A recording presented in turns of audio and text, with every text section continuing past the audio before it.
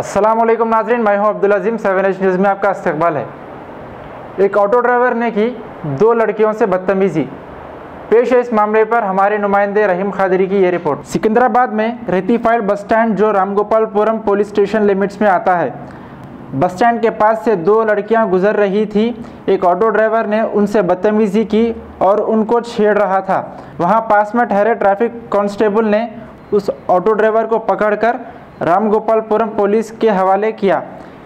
इस कांस्टेबल ने बहुत अच्छा काम किया। ऐसे मौके पे ऐसा लगता है कि ये फ्रेंडली पुलिस है।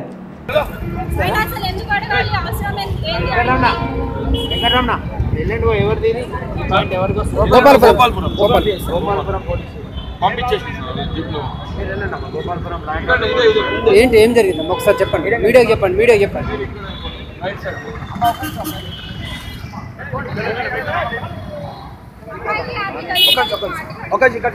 తెలిసిన వాళ్ళు